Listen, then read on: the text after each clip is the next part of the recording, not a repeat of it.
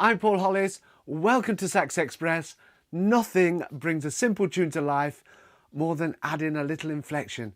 I'd say there are around 10 commonly used sax inflections, but in this video I'm only going to cover what I think are the 5 easiest, and these are the grace note, the bend, the turn, the gliss, and my favourite, the cry down. So let's start with the grace note. This is possibly the most used of all inflections. It definitely seems to be a favourite of the modern player. The grace note apparently dates back to around the middle of the 17th century, and its Italian name is attaccatura, and it's spelt like acchiacchiatura, which basically means crushed, or in short, it's a note played or crushed immediately before the main note. This crushed note can basically be any note of your choosing, from an octave below to a note above. In fact, it could and often is the same note. Let's take a look at some of these possibilities. Here's a simple tune played straight and then with several grace notes inserted.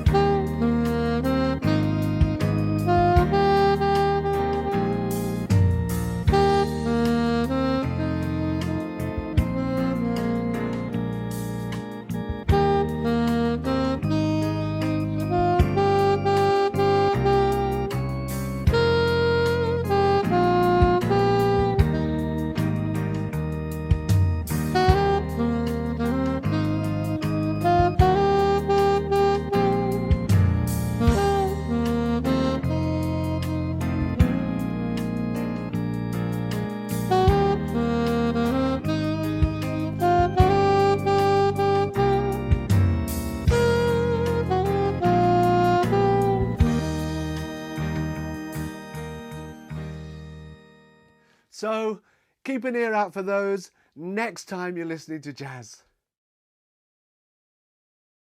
So to the bend. This is where a note is started below the pitch and then lipped up to bring the note in tune. In my opinion, this is probably the most misused inflection today. It was very popular in the 1940s and 50s. Take a listen to the great Johnny Hodges. He was the master of the bend. But modern players use the bend more conservatively these days. It is often overused by more inexperienced players in the false belief that it is the basis of creating a convincing jazz sound. I think it's best to practice bending a note down first. Start with an upper A, and whilst lowering the jaw, add pressure from the sides to maintain support on the reed with the pad of lip. If it helps, try thinking ooh, ooh, like this.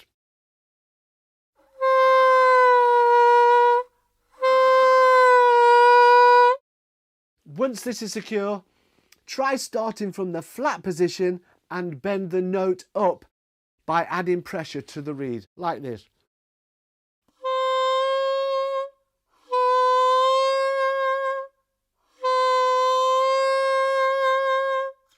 Here's Nobody Knows again. This time I will add a few bends.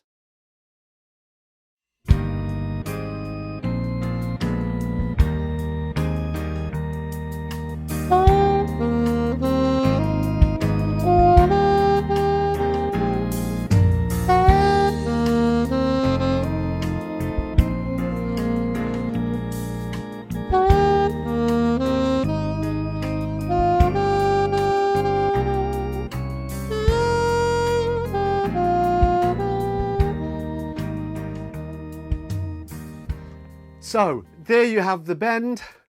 Now let's tackle the turn.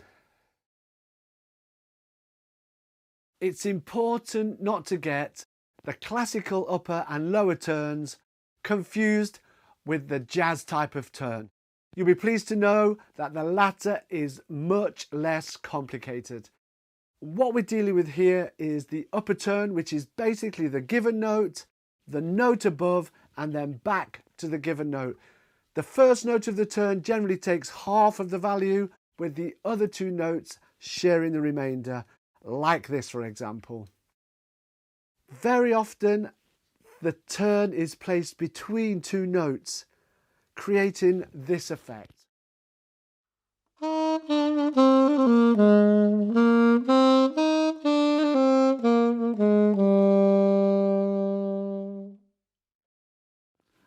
There is also a lower turn, which is, surprise, surprise, the given note, the note below, and then back to the given note.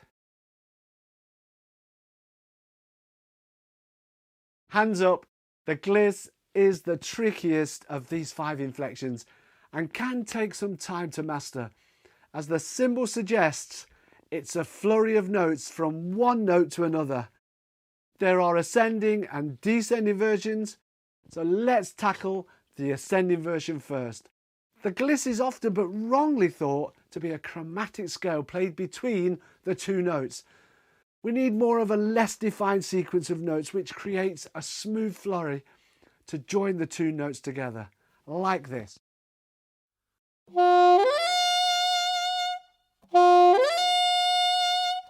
If you keep the target note in mind, and that in this case is the D, hold the starting note slightly and release fingers in sequence.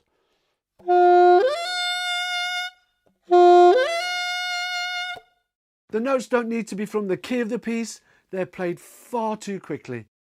It's the effect that's most important. Remember the great solo from Baker Street? That is full of the gliss, like this.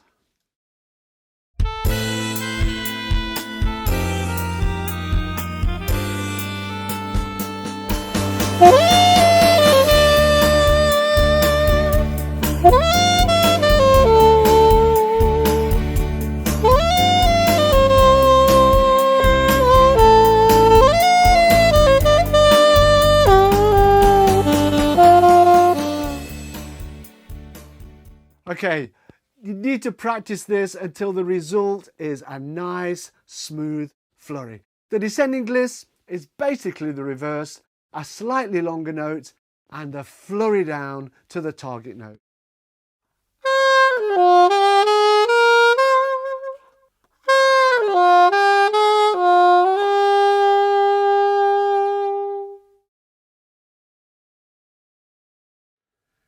So to one of my favourite inflections, the cry down.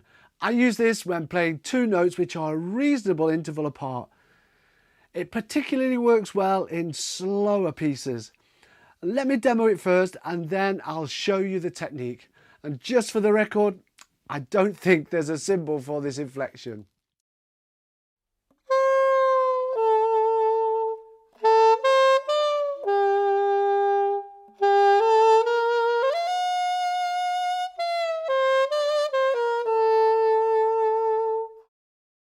So as you can hear, it really helps to smooth out your playing and is great for adding expression.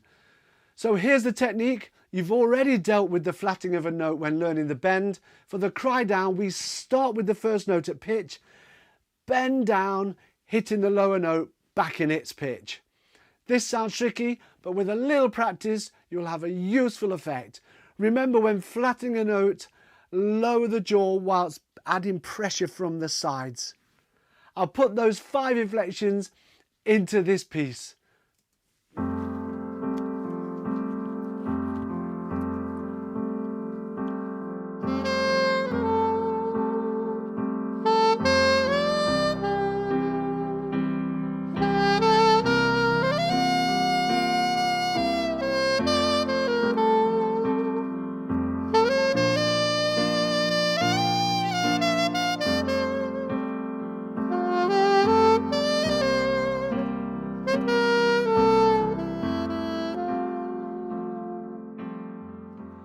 Okay, if you want the PDFs for these 5 inflections, I've linked to them in the description below. If you've enjoyed this video, please give it a thumbs up and don't forget to subscribe.